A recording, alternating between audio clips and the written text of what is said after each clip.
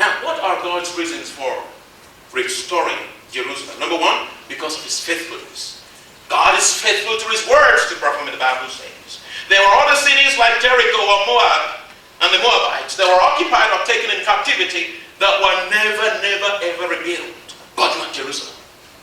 God has a special interest in the Jerusalem of the Bible. The God of the Hebrews, the God of the Bible that we preach, has got special interest in restoring Jerusalem. Jerusalem represents us. God has a special interest in restoring you.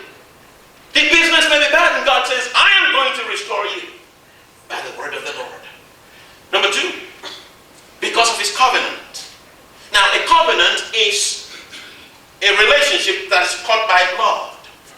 It involves blood. And on Mount Moriah, one of the hills on which Abraham was told to sacrifice his son Isaac, that was the original siting of the Solomon temple. Genesis 22, 1-2. God's covenant with us is that their sins and iniquities I will remember no more. God's covenant to us is that we will live in health and prosperity. God's covenant to us is that we will walk and we will not be afraid, and that none will make us afraid. Number three, God restores us, and listen to this. God restores us to give us a charge. In captivity, there is no enlightenment or enlightenment. The Bible says, my people are destroyed for lack of knowledge. In captivity, there is no vision given.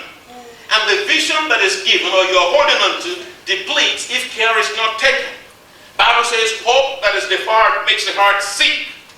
It says, by the rivers of Babylon, Psalms 137, there we sat down and wept when we remembered where we were meant to be, Zion. And then those that led us in captivity, they were even requesting of us a song. And he says, but how shall we sing the Lord's song in captivity? But God says, I'm going to restore you today. God restores us so that he can give us a restoration order for other people. God restores us so that he can refire us. God restores us and gives us a charge. When we were saved, it says, you're a chosen generation, a royal priesthood, peculiar people. And the charge is that we may show forth the praises of him who hath called us out of darkness into his marvelous light. 1 Peter 2:9. Why is God going to restore you? It's because there is a charge. There is a charge that God is laying upon Desert Light Christian Church. God charged Cyrus to help rebuild the temple in Jerusalem. Ezra in chapter 1 and verse 2. God is restoring Desert Light for a refiring